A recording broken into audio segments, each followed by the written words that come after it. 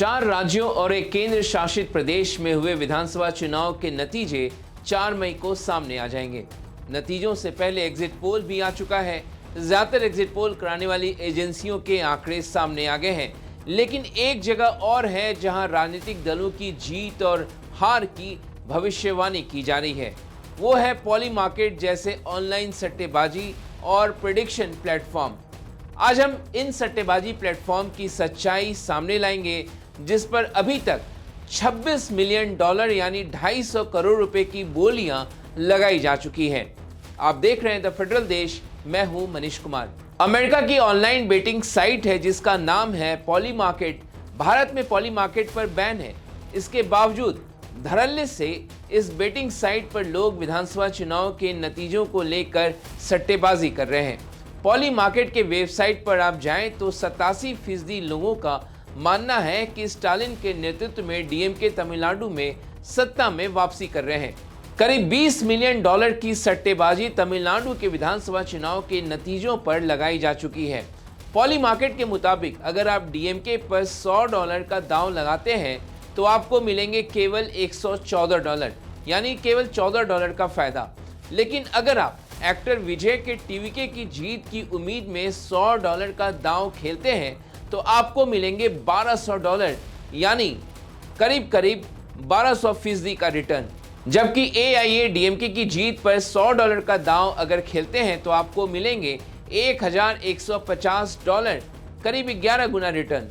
दरअसल जिस दल के सत्ता में आने की उम्मीद है उस पर पैसा लगाने पर आपको कम रिटर्न मिलता है, लेकिन जो दल रेस में शामिल नहीं है, अगर आप उन पर पैसे लगाते हैं तो आपको जोरदार रिटर्न मिलता है। पॉली मार्केट के मुताबिक सबसे ज्यादा चौंकाने वाले नतीजे पश्चिम बंगाल के रह सकते हैं। ज्यादातर एग्जिट पोल में पश्चिम बंगाल में बीजेपी की जीत की भविष्यवाणी की जा रही है, लेकिन पॉली मार्केट के मुताबिक 53% लोग ममता दीदी के टीएमसी की जीत पर दांव लगा रहे हैं, जबकि 47% बीजेपी की जीत पर दांव लगा रहे हैं। टीएमसी पर अगर आप $100 का दांव लगाते हैं तो आपको मिलेंगे $185, यानी $85 का फायदा। बीजेपी पर $100 की सट्टेबाजी खेलने पर $202 मिलेंगे, यानी निवेश पर दोगुना रिटर्न। पॉली मार्केट के मुताबिक केरल में 72% लोग कांग्रेस की अगुवाई वाली यूडीएफ की जीत की भविष्यवाणी कर रहे हैं। केवल 28% ही सीपीएम की अगुवाई में एलडीएफ की जीत पर दांव लगा रहे हैं। कांग्रेस पर अगर आप $100 लगाते हैं तो आपको मिलेंगे $135, जबकि सीपीएम पर $100 लगाने पर मिलेंगे $311। असम के चुनावी नतीजों को लेकर पॉली मार्केट पर 98% लोगों का मानना है कि बीजेपी असम में चुनाव जीतने जा रही है। केवल 2% लोगों का मानना है कि कांग्रेस विधानसभा चुनाव असम में जीत सकती है।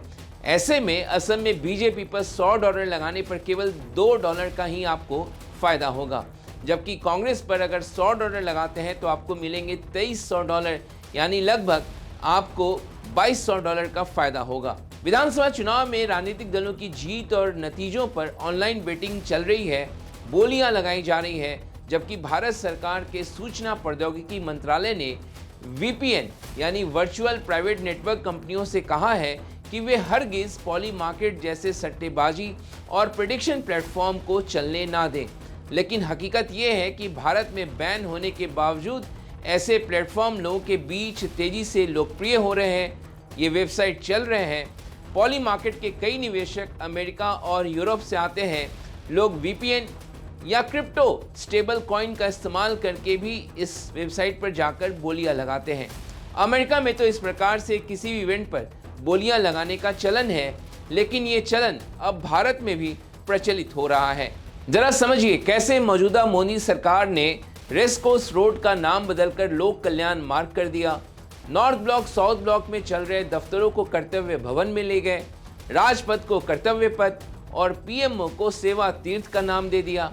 जो दल और सरकार राजनीति को जनता की सेवा का माध्यम समझती है, उसी सरकार के नाक के नीचे राजनीतिक दलों की जीत हार पर जुआ यानी सट्टेबाजी खेला जा रहा। ऐसे में ये सवाल उठता है कि ये सरकार की लापरवाही नहीं तो आखिरकार क्या है।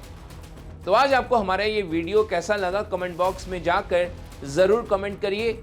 अभी तक आपने द फेडरल देश के यूट्यूब चैनल को सब्सक्राइब नहीं किया है तो उसे ज़रूर सब्सक्राइब करें। आज ये वीडियो देखने के लिए आपका बहुत बहुत शुक्रिया। धन्यवाद।